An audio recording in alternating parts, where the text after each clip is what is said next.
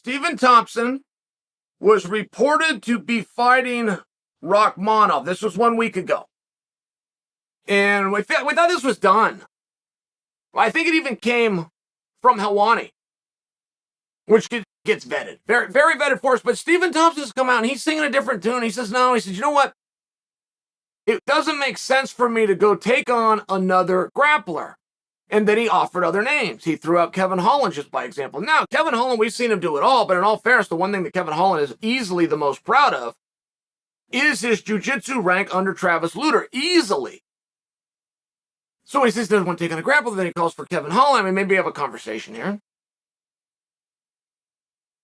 But I would think and I would understand why he would not want, and I'm talking about Stephen Thompson, to take on a younger guy, to take on a guy who is undefeated, to take on a guy who's steamrolling, to take on a guy who's trying to use your name. I mean, that's the business, right?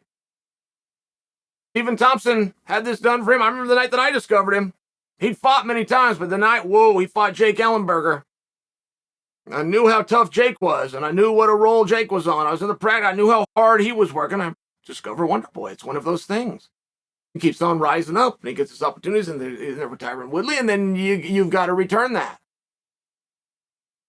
But I don't know that we should fully accept what Thompson's saying, that he's not going to do it. I'm not sure that Thompson isn't having a little bit of fun with us. And in all fairness, this worked like a charm. I couldn't have been more interested. I don't think I'm sitting here talking to you today about it. I mentioned a week ago, I think I put it on social media, he's going to be fighting Rakhmonov, and off we go. Now I'm sitting in the chair and I'm trying to break this down and go, well, wait just a second. It's very hard to turn a fight down.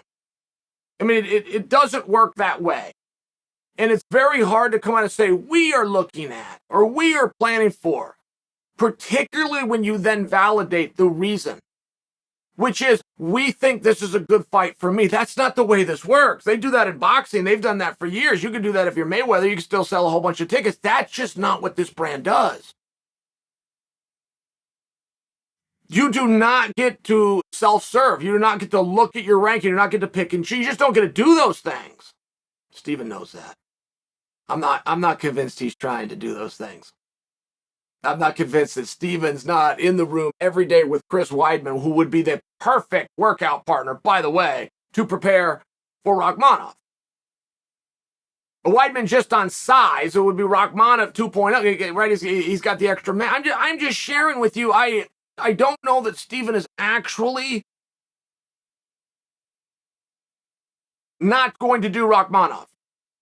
There could be an accuracy that he's attempting to. He would have nothing wrong with that. Nothing.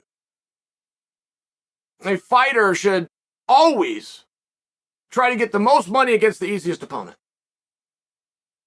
There's just not a time that I can ever point to, and I do mean ever, when a contender had a fight announced, and a week later said, we rethought about it, and it's not a great matchup, and that's why we're not going to do it. You get out of fights all the time. You're hurt.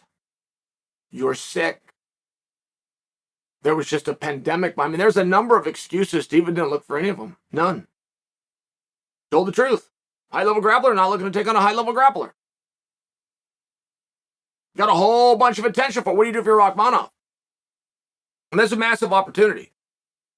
The former world title challenger is a multiple-time main eventer. The last I looked, this was a period of time ago, but Stephen was ranked number 5.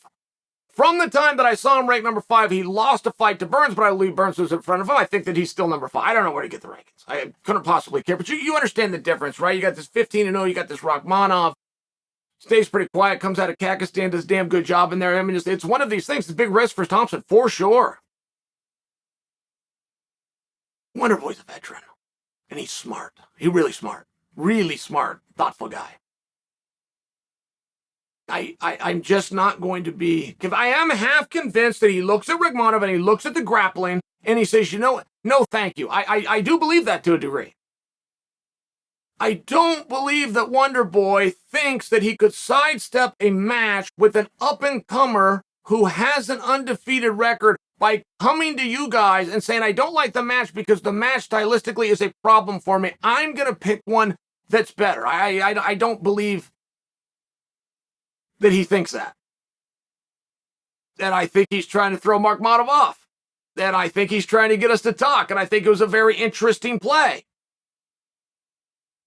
And if I'm wrong, and it's extremely sincere, I don't predict it's going to hold. I think the Wonder Boy's going to be fighting Rakhmonov.